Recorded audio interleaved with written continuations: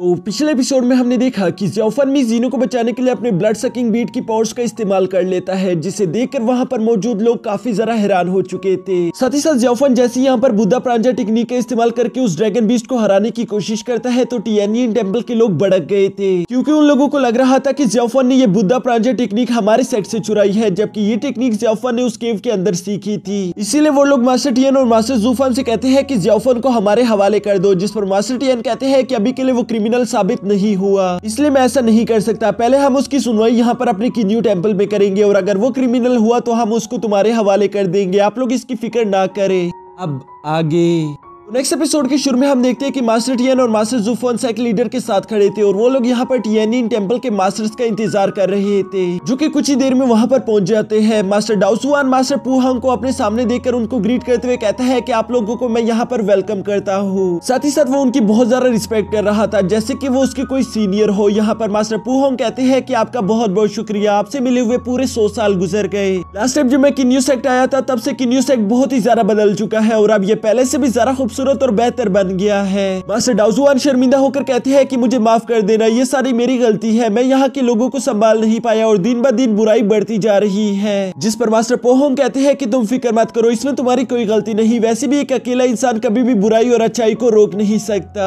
यहाँ अब ये लोग ज़्याओफेन के बारे में बात कर रहे थे, क्योंकि असल में यहाँ पर पोहोंग के आने की वजह सिर्फ यही थी कि वो लोग पता लगा सके कि ज़्याओफेन ने उनकी वो टेक्निक कहाँ से सीखी, जिसकी वजह से मास्टर डाओजुआन कहता है कि हम सब लोग ये बात अच्छे से जानते हैं कि एंशिएंट टाइम से हम सब लोगों ने अपने कल्टीवेशन मेथड को एक दूसरे से बिल्कुल अलग रखा था। और साथ ही वो यहाँ मास्टर पुहोंग से सवाल करता है कि क्या आपने कभी ऐसा कल्टीवेटर देखा है जो कि बुद्धिस्ट और ताओइज्म दोनों को एक साथ कल्टीवेट करता हो। ये सुनकर पुहोंग कहता है कि हाँ, मैंने इसके बारे में बहुत कुछ सुन रखा है, लेकिन मैंने सुना है कि ऐसे कल्टीवेटर कभी भी अच्छे नहीं होते, इसलिए वो लोग हमेशा हेवन के खिलाफ जाकर इस दुनिया में सिर्फ तबाही लेकर आते हैं। और साथ ही वो ये भी कहते हैं कि अगर वो लड़का ऐसा कर रहा है तो उसे इस चीज की पूरी सजा दी जाएगी, क्योंकि ये कोई छोटा गुनाह नहीं। यहाँ ये लोग आपस में यही बातें कर ही रहे थे कि तभी अचानक वहां पर बर्निंग विलेज के कुछ गार्ड्स भी आ जाते हैं, जिनमें से एक का नाम था शेंगजुआन। शेंगजुआन को यहाँ पर देखकर मास्टर टियान कहते हैं कि आखिर ये यहाँ पर क्या कर रहा है, बर्निंग विलेज का लीडर यहाँ पर क्यों नहीं आया। जिस पर मास्टर ज़ूफान कहते हैं कि उस बारे में तो मुझे मालूम नहीं, लेकिन मुझे इतना मालूम है कि शेंगजुआन बर्निंग विलेज का एक गार्डियन है, जिसने पिछले 100 साल से बर्निंग विलेज की हिफाजत की। यहाँ पर शेंगजुआन कहते हैं मैं तो सिर्फ ज़्याओफेन की सुनवाई सुनने के लिए आया हुआ हूँ, क्योंकि सेक्ट लीडर यहाँ पर खुद नहीं आ सकते थे और उन्होंने मुझे यहाँ पर भेज दिया, क्योंकि ज़्याओफेन के पास हमारा भी कुछ ऐसा है जो हमें वापस चाहिए। और दोस्तों मुझे लगता है कि ये लोग उसी फायर आर्टिफैक्ट के बारे में बात कर रहे हैं, जिसको इन लोगों ने 7 टेल डीमन फॉक्स से भी हासिल करने की कोशिश की थी, लेकिन 7 टेल डीमन फॉक्स ने मरने से पहले वो आर्टिफैक्ट ज़्याओफेन को दे दिया था। यहाँ पर इस बात का इन लोगों को पूरी तरीके से तो मालूम नहीं, लेकिन इन लोगों को फिर भी ज़्याओफेन पर शक है। यहाँ पर ये सारी बातें तो चल ही रही थी, जिस पर मास्टर डाओजुआन इन दोनों से कहता है कि आप लोगों ने काफी लंबा सफर तय किया है, इसलिए बेहतर यही होगा कि आप लोग अभी अपने रूम में जाकर आराम करो। जब सुनवाई का वक्त आएगा तब वैसे भी हर चीज सब लोगों के सामने आ जाएगी। अब यहाँ ये सुनने के बाद मास्टर ज़ूफान का भांजा उन दोनों को अपने साथ लेकर उनके रूम की तरफ चला जाता है, जबकि दूसरी तरफ मास्टर डाओजुआन काफी ज्यादा परेशान दिखाई दे रहे थे। वो कहते हैं कि ये मामला काफी ज्यादा सीरियस हो चुका है, अब इससे हमारे किन्यू सेक्ट की रेपुटेशन भी खराब हो सकती है, इसलिए हमें इसे बहुत ही सावधानी के साथ संभालना होगा।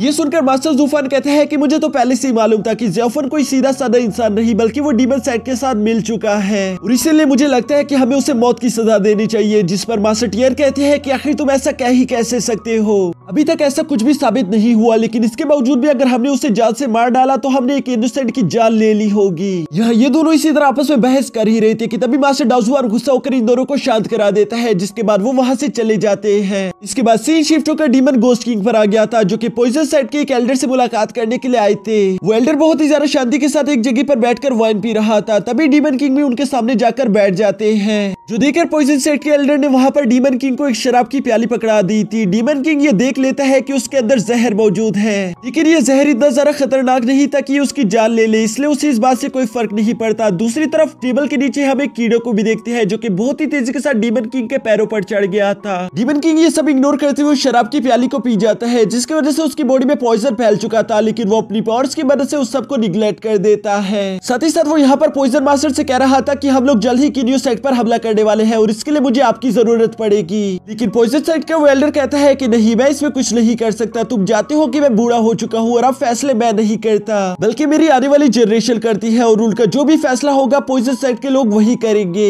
यह डीमन किंग तो उसे बहुत ज्यादा प्यार से बातें कर रहा था। वो उससे कहता है कि हम ये बात अच्छे से जानते हैं कि पॉइजन साइड के लोग अपने एल्डर्स की बहुत ही ज्यादा सुनते हैं, तो आपको मेरी मदद करनी ही होगी। बदले में मैं आपकी कोई भी ख्वाहिश पूरी कर दूंगा। और ये कहते साथ ही वो बड़ी तेजी के साथ उसके कीड़े को पकड़कर बाहर निकाल देते हैं। साथ ही वो कहते हैं कि अगर तुमने और तुम्हारे पॉइजन साइड ने मेरी मदद नहीं की तो फिर तुम्हें मेरे गुस्से को झेलना होगा। तो बताओ क्या तुम वो जख्म उठाने के लिए तैयार हो? और ये कहते साथ ही वो इविल्स की तरह मुस्कुरा भी रही थी, जबकि साथ ही साथ वो उस कीड़े को दबाना शुरू कर देते हैं, जिसकी वजह से सामने वाले उस लीडर की तो जान ही अलग तक आ चुकी थी। वो उसे रोकने की कोशिश करता है, जिस पर डीमन किंग कहता है कि हाँ मैं ये बात अच्छे से जानता हूँ कि इस तरह का कीड़ा ये आखिरी इस दुनिया में मौजूद है, इसलिए अगर तुमने मेरी बात ना मानी तो मैं इसे भी जान से मार डालूंगा। और ये कहने के बाद वो उस कीड़े को आजाद कर देते हैं, जो कि बहुत ही तेजी के साथ अपने मास्टर के पास वापस चला गया था। यहाँ उस पॉइजन सेट लीडर के पास और कोई रास्ता नहीं बचता, इसलिए आखिरकार उसे डीमन किंग की बात माननी ही पड़ती है। जिसके बाद नेक्स्ट सीन में हम ज़ियाओफन को देखते हैं, जहाँ सोंगडुआन उसके पास आकर उसे बताता है कि कल के दिन तुम्हारा फैसला सारी पब्लिक के सामने कर दिया जाएगा।